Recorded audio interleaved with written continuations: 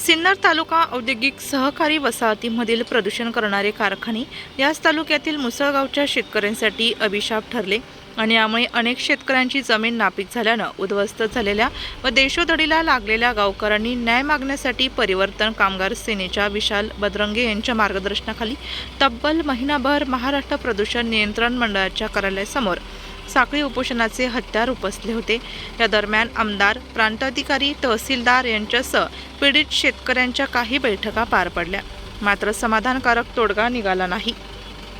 त्यामुळे विशाल बदरंगे यांनी हे आंदोलन सुरूच ठेवलं आहे। अखेर महिन्यानंतर स्टाईल्सला जाग आली। काल शुक्रवारी सिन्नर औद्योगिक सहकारी वसाहत संस्था म्हणजेच टाईस मध्ये चेअरमन नामकर्ण आवारे यांच्याशी परिवर्तन कामगार सेनेचे अध्यक्ष विशाल बदरंगे यांच्या मार्गदर्शनाखाली प्रकल्पग्रस्त शेतकऱ्यांची पुन्हा बैठक संपन्न झाली। मागणीप्रमाणे आर्थिक मोबदला व पिण्याच्या पाण्याचा प्रश्न सुटला, मात्र संपूर्ण प्रदूषण थांबेपर्यंत हा लढा सुरूच राहणार असल्याचं यावेळी परिवर्तन कामगार सेनेचे अध्यक्ष विशाल बदरंगे यांनी सांगितलं। गेल्या महिनाभरापासून आपण उद्योग भवनाच्या समोर सातपूरला आपण आंदोलन करत होते। अनेक वेळा तुमच्या चर्चा झाल्या, बैठका झाल्या प्रशासनासोबत। काय अंतिम निर्णय निघाला काय?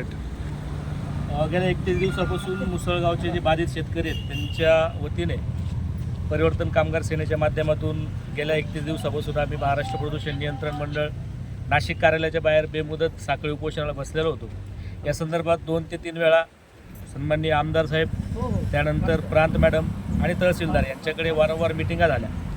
त्याच्यानंतर काल डॉक्टर अविनाश ठाकरे साहेब, सदस्य सचिव MPCBचे, यांच्यासोबतही चर्चा झाली।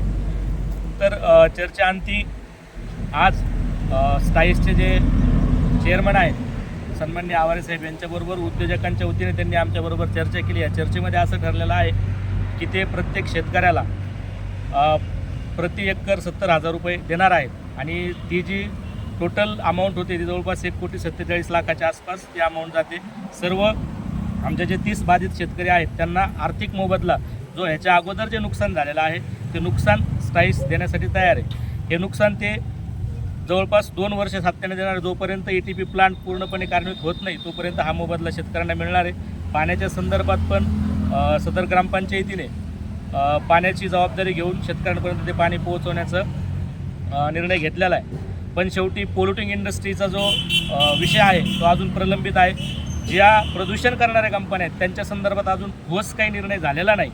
त्यामुळे आता ज्या आमच्या बेसिक मागण्या होत्या पाण्याच्या आणि मोबदल्याची ती पूर्ण झालेली असून जोपर्यंत MPCB किंवा स्थानिक उद्योजक पोल्युटिंग इंडस्ट्रीच्या अगेन्स्ट स्ट्रिक्ट ॲक्शन घेणार नाही तोपर्यंत आम्ही हा लढा चालू ठेवणार आहोत, हे मी सगळ्या शेतकऱ्यांच्या वतीने सांगू इच्छितो।